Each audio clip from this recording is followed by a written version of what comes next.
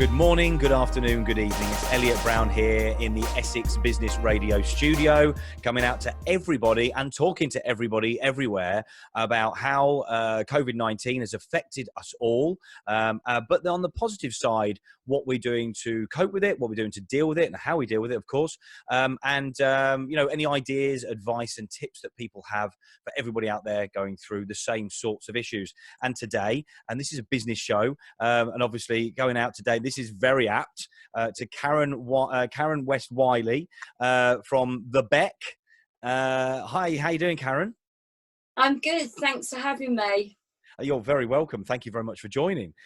So tell us about the BEC, because obviously I wasn't going to use the words that create the word BEC, but tell us a little bit about what you do, because it's hugely business related, and you are doing a massive amount for businesses right now, right?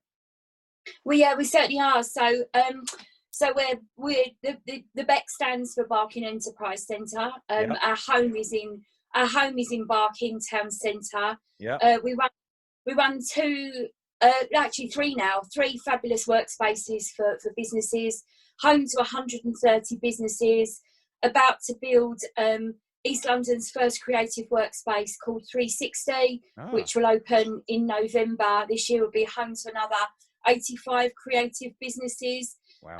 So apart from fabulous accommodation, Yeah. we work very differently from a WeWork model. So we have sort of hot desks right up to extra larges for quite big businesses. But we also provide one-to-one business mentoring using a range of industry experts. Yeah. So our criteria is they have to be a business owner, Yeah. and they have to have walked the walk to be a business mentor with us. And we do a whole range of training programs to support startups, SMEs and business growth and stuff. So our tagline on our sort of a name is that we are more than a workspace provider. Right. And the mentoring and the training and the networking opportunities is just as important to us as the workspace. Absolutely, and it's so very true as well. And for people that don't know, I mean, most people in the UK will know, or they should do. But you're in Essex, so this is Essex Business Radio. So we should be doing something together. So we'll have a chat about that at some stage, eh? Yeah, definitely, that would be great. Yeah, so we great. kind of sit on the border. We sit on the border between East London and Essex. The perfect place to be. Absolutely. So come on. We were talking about this before we started recording. What have you been concentrating on, really? I mean, more recently, over the last couple of weeks, there's been a big thing that is affecting every small business there is, globally as well, but locally. What have you been doing with your businesses? So we've been acting as a conduit between the local authority and the council. Yep. And the small businesses. We've been providing advice about the business grant schemes that are available, around kind of whether people pay business rates or not, and whether they think that they're eligible. We've been helping people with business continuity planning. We've been helping people with some ways of diversifying their income. We've been doing lots of kind of leadership stuff, really, just morale boosting, because our very small startups are one-man bands. Yeah. And just feel so isolated and so lonely. Definitely. And that they're the only person in this place. So we did our first webinar yesterday, which was just really finding ways to work from home and just different strategies that people could do, having the children at home and schooling, and recognising that you've still got to run a business. And we talked about working in the evenings if that works better for you, and that we're in unprecedented times, and people have got to find different ways of working that fits around them and family and life. So we've just been doing sort of a complete holistic support. Also been working with a couple of other enterprise agencies around coordinating a sort of East London Essex response about what resources have we got, and post this, what's normal going to look like, and what could we collectively bring together. Wow. Now that is an interesting subject. What is normal going to look like, Karen? We've got no idea, have we, really? Well, do you think you have an idea? I I think one of the big learnings for me is I think all of the time, and I'm not even going to try and work out a value on it because it will just depress me. all the times that I've travelled an hour to a meeting, it's finished in 45 minutes and it's took me an hour to get back. And the fact now that we're all using technology, and I think that will revolutionise. And I think there's one on the time saving element, which is great, but I'm concerned that those businesses that are very much about the person is the brand, losing that connectivity with their customer because they're the face of the business and all they've got is a screen now. So I think there's some juggling to do there around how we all manage that moving forward, so people don't lose the essence of. We run a really, really fabulous course that's run by a lady called Kathy Ennis, which is managing your brand story. And I think the move towards people buying independently, wanting to know the person behind the brands. And I'm hoping that the rise of technology now doesn't take that away, because that's been a really long journey.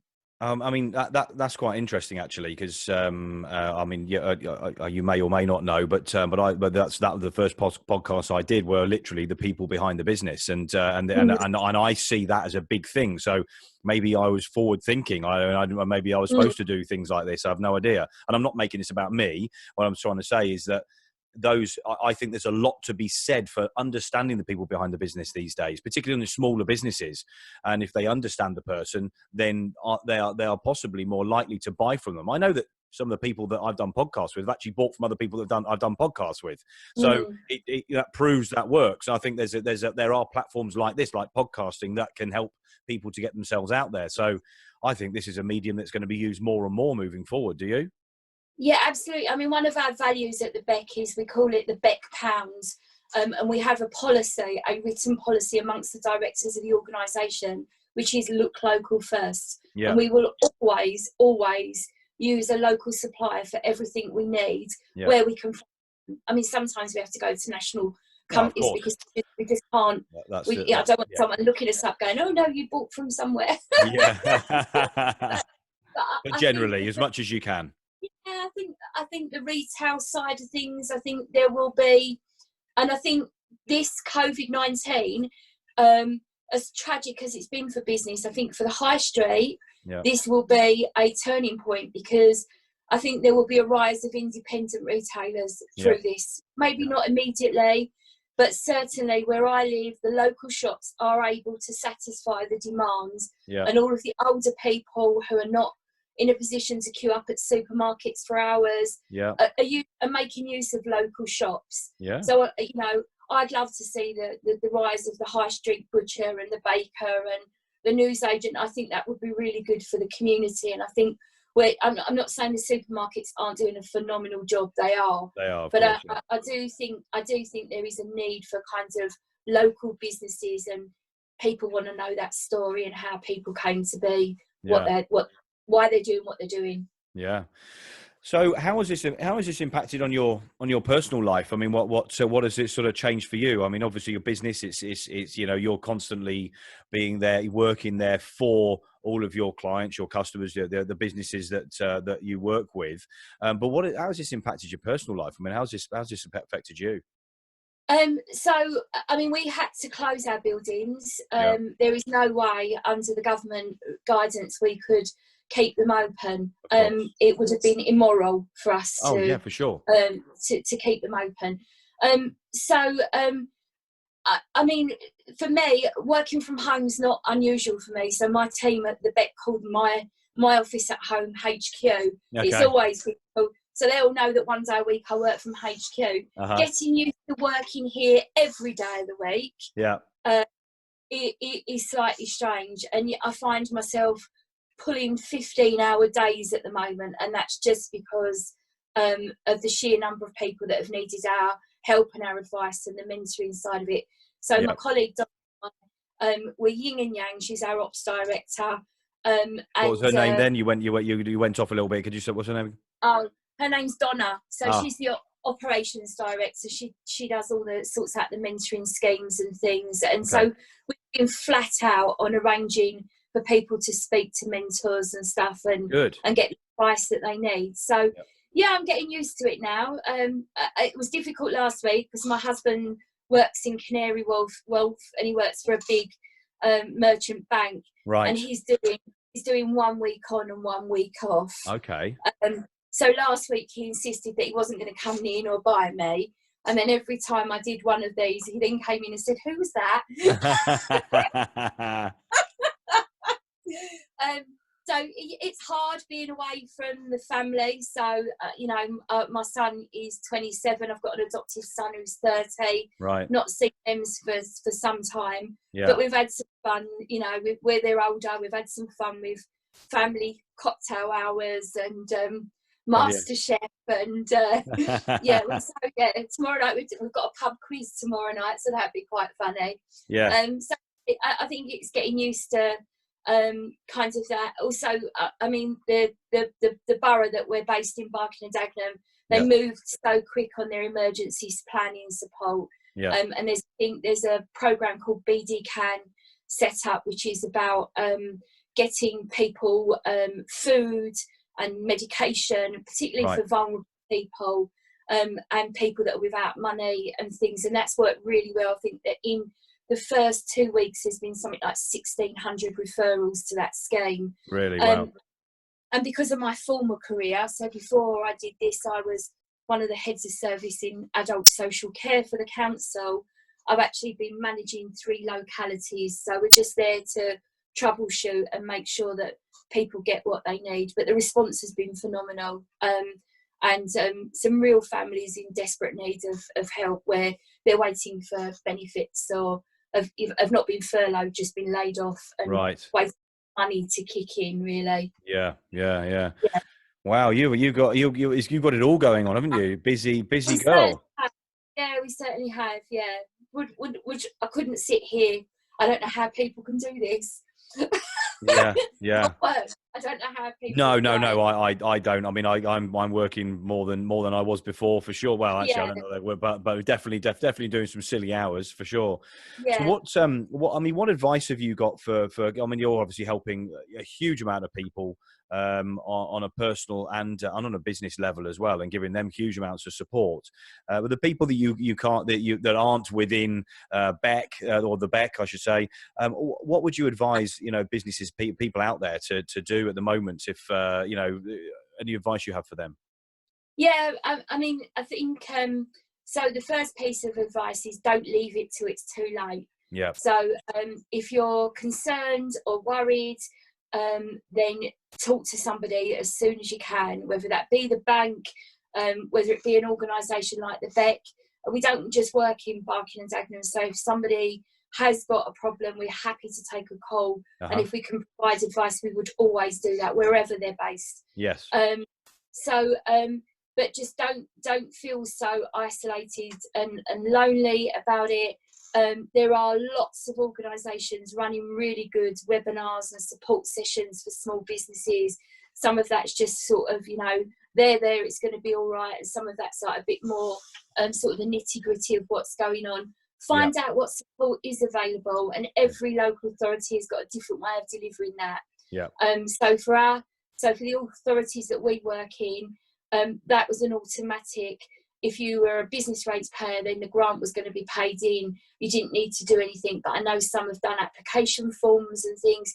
If you've not heard by next week, then get on the phone to someone and find out, because what we're finding is across London, particularly around the grant system, is that letters have gone out. Well, if your premises are not open, you're not getting a letter. Yeah, of course. So you need. That's a lot of use, that, isn't it? Yeah, but this is the reality is that people they didn't have the level of emails for everybody. So the list of people that were eligible for business rates support and the list of email addresses were about 10%. Wow. So really, in this day and age, that's mad, isn't it? So don't leave it till it's too late. Talk to somebody. Yeah. So get proactive. Don't just wait to hear and But some people will bury their head and they go, oh, you know, I'll deal with it. I'll deal with it. And you know, but yeah, the word very much is get out there, make it, just go and find stuff out, talk to people, get as much information as you can so you can make an informed decision. Yeah, and you know, do some responsible business practice as well. So if you've got, so if you're like us, we're still paying people for things. Yeah. We now do faster payments, same day payments. Yeah. Our cash flow is good. We don't want to hold up any of our smaller businesses waiting for a payment for us. So be responsible business. If you can offer somebody some work, or there's ways of you diversifying. So 2 of our fashion businesses were really quick off the mark. Yeah. And they contacted the hospitals before the call went out and said, you know, we're sitting here, we've got machinists, we've got, can you, if you can supply us the material, we will make scrubs, masks, whatever it is that you need. And they were really proactive in doing that. Amazing. So a customer's not going to come to you. One is because they can't, because of social distancing, but go out and look for new business opportunities.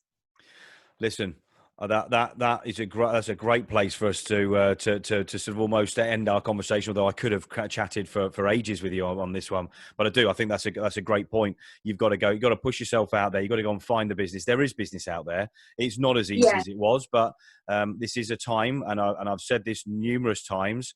This is the time for the small and micro businesses to rise, I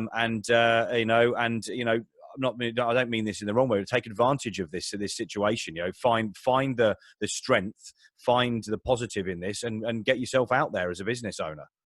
Yeah, so I think anybody who's in the electronics industry and as the technology, the person who comes up with a time lock for the fridge will have all of those home workers buying it off of Amazon tomorrow. That's the other major thing in passing conversations with everybody. Everyone always says, how do you stay away from the fridge during the day?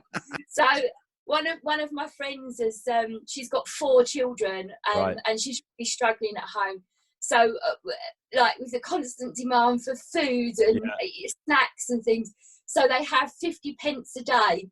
A packet of crisps is 10p, and an apple is 5. And once they've spent their 50p a day, that's it. And I was like, I might have to do the same. Allow myself 20 pence.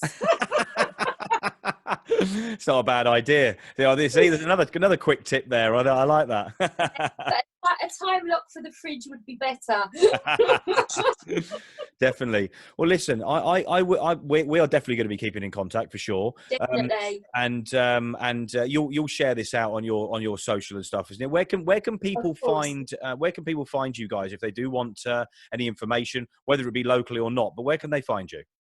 So the telephone number's 0208 227 3030. Yep. And the website is www.beccic.co.uk. Great stuff. And we'll make sure that link is in the post around this as well. And if anybody wants to get in touch with this, if they're not sure, they are more than welcome to get in touch with Essex Business Radio. You'll find all sorts of ways on our social media as well. Karen West-Whylie, thank you very much for joining us today. Thank you for having me. I think you're doing an amazing job. Keeping everybody going and keeping them informed. It's not an easy job, but I wish you the very best of luck with everything. Obviously, we're going to be keeping in contact, but thanks very much for joining me today. Thanks very much. I've really enjoyed it. Thank you. No problem at all. So it's Karen West-Whylie there from the BEC. As again, there'll be a link on there so you can go and find out if there's any more information you need to find out about your business, whether it be in Essex, whether it be in Barking Dagenham or not. I'm sure that Karen and her team will be able to advise you and help you. So any more information, if you don't know about Essex Business Radio already, please go to www.essexbusinessradio.com. You can download the free app through there, and there's links to all of our socials. Thanks again, Karen. I shall catch up with you very soon. And I'm going to sign off for now. So it's ciao for now, brown cow. Thank you.